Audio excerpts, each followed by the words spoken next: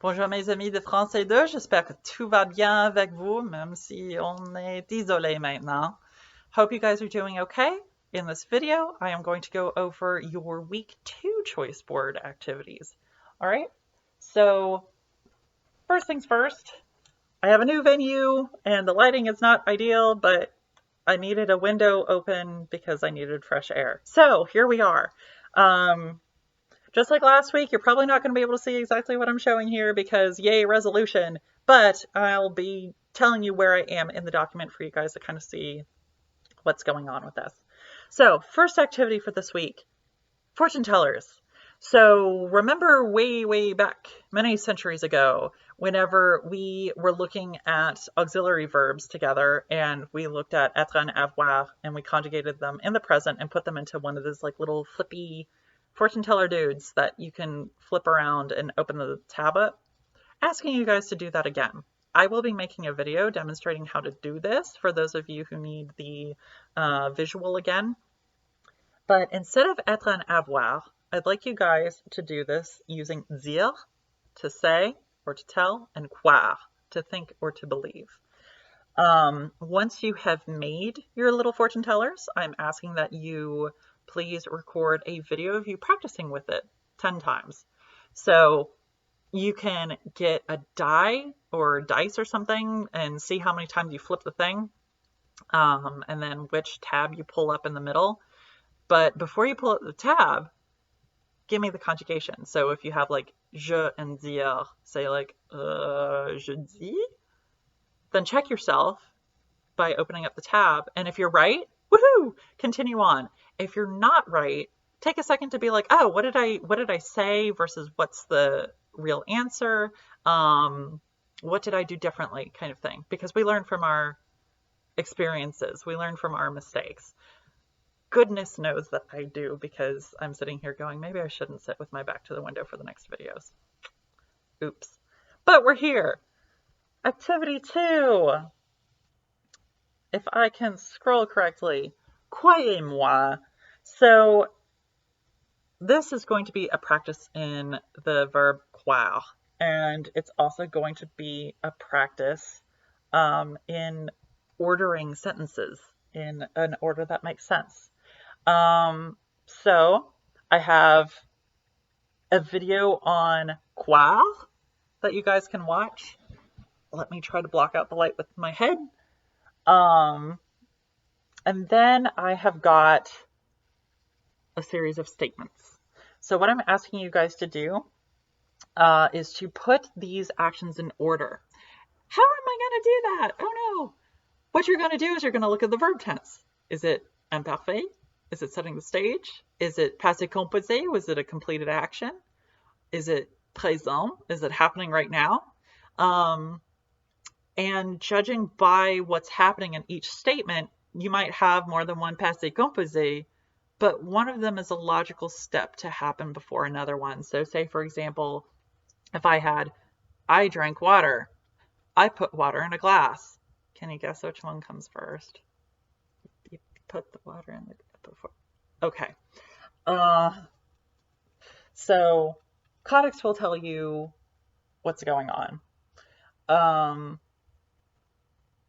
What I'm also asking you guys to do is, these are currently in English, translate them for me, okay? So you'll have to use your passé composé, your imparfait, and your présent there. So, activity 3, this is talking about Toulouse-Lautrec. Remember back whenever we were talking about the Moulin Rouge, and I pulled up that video of the can-can, we're talking about the artist that made posters for the Moulin Rouge and all that. Just to give you a little bit more of a cultural background for the themes that we were talking about together. So I've got a video for you guys to look at, and then I have all of these statements. Notice that each of them are false, and what I'm asking you guys to do is to correct them, and they are in French. So I would say rewrite the whole sentence and then correct what needs to be corrected. Okay, pretty straightforward. Activity 4, um, this is going back to looking at comparisons. I know that we did a lot of work with comparisons with the Valentine posters and with the music comparison, but I want you guys to have a little bit more practice with it, especially with giving support. So what I'm asking you guys to do is to find 2 items in your home, because you should not be going out on a quarantine because you need to keep yourself safe. And you're going to compare them. And these items could be video game titles, they could be vases, they could be sculptures that you made in elementary school if you were in an art class. It doesn't really matter to me, and in fact, I'm very interested to see what you guys come up with. Um, and you're going to compare them. So have a video of, either have a video or take pictures and then write your sentences. But in a video, have the 2 items and be like, oh yeah, this one because this and this one because that. Where you are comparing them with the puka, mwaka, osika, but also giving evidence. This is something that we definitely need to practice, so far as like debunking things and making sure that we're not stating our opinions as fact. So I've got a list of structures for you guys. So expressing superiority, so saying that something is better than something else. Expressing inferiority, saying that something isn't quite as great as something else. Expressing equality, like, oh, actually, I think that these 2 things are really pretty great in this area. And then giving your explaining. So, oh, I think this because, or according to me, or in my words. Just have to practice with that. And then I've got an example of some sentences that you would use, and it's talking about Sprite and ginger ale, so yay. Activity 5, this one's a little bit more involved. So one thing that I really want to make sure that you guys know to do is how to broaden your vocabulary on your own terms.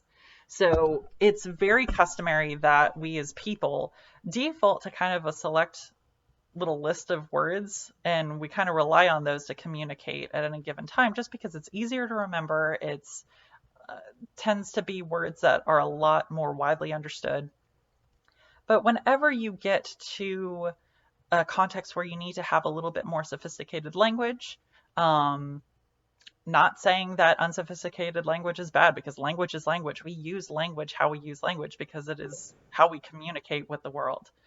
There are just some times where you would benefit from having a little bit more under your belt. You know what I mean?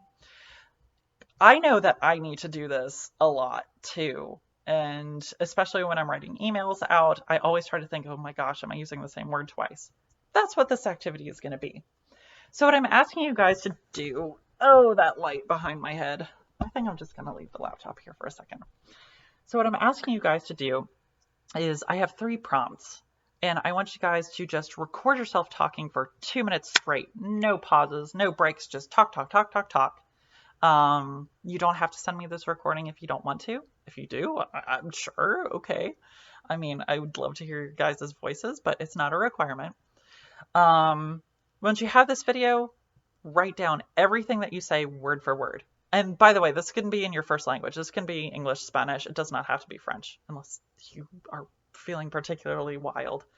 Write down everything you say. Whenever you have a contraction, so if you have it's, y'all, make sure you write those out. So it is, you all, that kind of thing. Because once you have this transcription typed out, you're going to copy and paste it into this website called TagCrowd. And I have the link to TagCrowd. I'll show you the pictures in a second. TagCrowd is a site that generates word clouds, or it's not really a cloud so much as it's a line. And it will pick out the words that you use the most, and it'll come up with this line where the most frequently used words are really big and the ones that aren't used so much are going to be really small. And this will help you visualize to see what words am I using the most here, and what can I kind of spice up and vary a little bit. So once you have this word cloud, I'm asking you guys to take the 5 biggest words, so 5 most frequently used words in your little transcription of what you say, and take them to the thesaurus website. So a thesaurus is a tool that you can use to find words that are synonyms, meaning they have the same meaning approximately, or antonyms, which they have opposite meanings. So good and evil, those are antonyms. And then I want you to find 2 synonyms per word. So you started out with 5, and then you have 2 synonyms for each word, okay? So that's a total of 15 because we have the original 5 plus 5 times 2 is 10. 5 plus 10 is 15. And you're just going to have a vocab list of 15 words, and you can use these 15 words whenever you want. That you are going to translate into French from your first language using Lingway. So I have a mini example on here for you guys. I talk about students, I talk about Jenny, I talk about all kinds of stuff. And it's very basic, and I try to make it as basic as possible so that I could try to get a good example of words. I then have an example of the word cloud that I made using Tag Crowd. And you can see probably from here, classes, student, French, and nice are my biggest words. Some words on the thesaurus aren't really going to give you synonyms, like French, because what are you going to say? They're French, they're Francophone. Like that's all you could say. But other words like nice, kind, gentle, sympathetic, cordial, tons of different things that you could say. On the thesaurus site, you might need to toy around with it.